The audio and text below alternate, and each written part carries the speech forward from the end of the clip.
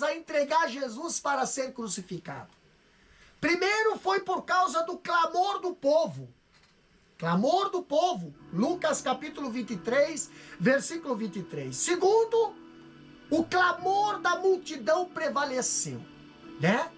Segundo, foi o pedido da multidão. Versículo 24 do capítulo 23 de Lucas diz: Pilatos decidiu atender-lhes o pedido. Terceiro foi a vontade da multidão. Quando Jesus entregou-o à vontade da multidão. Então, ele fez o que a multidão queria. Quanto a Jesus, ele entregou a vontade deles. Em quarto lugar, ele cedeu à pressão da multidão. João 19:12 diz que os judeus disseram a Pilatos: se soltas a este, não és amigo de César. Então a escolha era entre a verdade e a ambição, entre a consciência e a conveniência. Quantas vezes você fica ali entre a verdade e a ambição, e às vezes a ambição da tua vida fala mais alto e você decide mentir, decide roubar, decide enganar, decide se prostituir e decide deixar Jesus. Pilatos, ele foi um covarde, não teve coragem de decidir o lado certo. Então, aqui nós vemos que o herói daquele domingo, né? O herói daquele dia se tornou criminoso, condenado à morte de sexta-feira.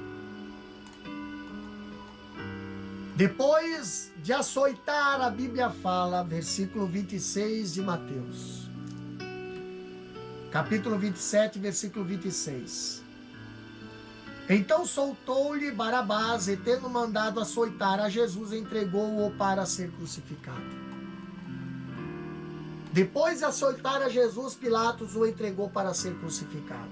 Queridos, como já deixamos claro, a azorrague romano consistia em um curto cabo de madeira, ao qual era preso várias coreias com um extremo providos de presilhas de chumbo e de bronze e pedaços de ossos muito afiados.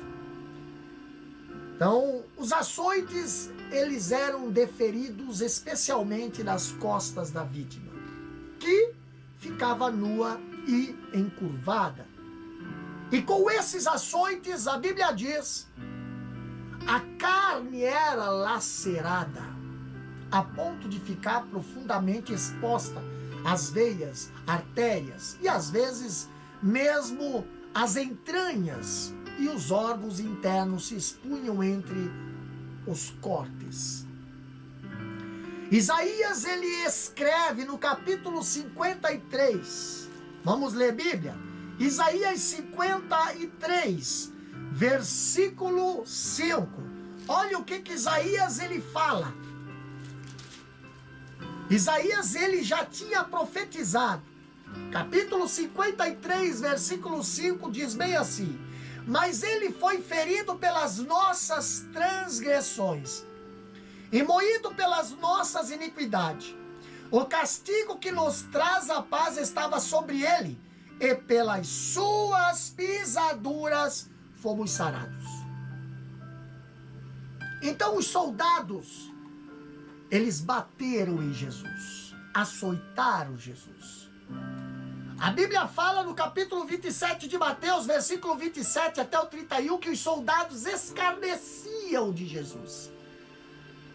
Os soldados, eles se reuniram por esporte para ver o açoitamento. E esses soldados pagãos, eles gostavam de mostrar desprezo pelos judeus e os condenados à morte. Os soldados escarneceram de Jesus, principalmente em relação às duas principais acusações ali apresentadas contra ele, que era a acusação política de que ele se fazia rei e a acusação religiosa de que ele se fazia filho de Deus. Então, Jesus ele foi escarnecido pela acusação de blasfêmia e sedução. Também zombaram dele como rei. Versículo 27 até o 31. O manto escarlate e a coroa de espinhos era uma maneira de ridicularizar Jesus como rei.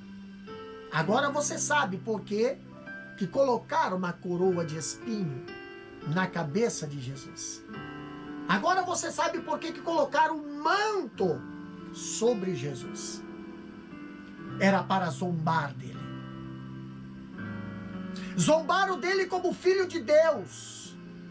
Marcos capítulo 15, versículo 19 e 20, a Bíblia diz o seguinte: e feriram-no na cabeça com uma cana, e cuspiram nele, e posto de joelhos, o adoravam. E, havendo-o escarnecido, despiram-lhe a púrpura, e o vestiram com as suas próprias vestes, e o levaram para fora a fim de o crucificar. Eles zombaram dele como filho de Deus. Queridos, esbofetearam-lhe a cabeça, cuspiram nele e pondo-se de joelhos, olha só, simulando uma adoração, simulando uma reverência, os soldados se colocavam de joelhos e ali o zombavam em adoração. E depois de todo esse escárnio, conduziram Jesus para fora com o fim de crucificá-lo. Açoitar antes da crucificação era um costume romano, era um costume brutal e desumano, e fazia parte da pena de morte desses povos.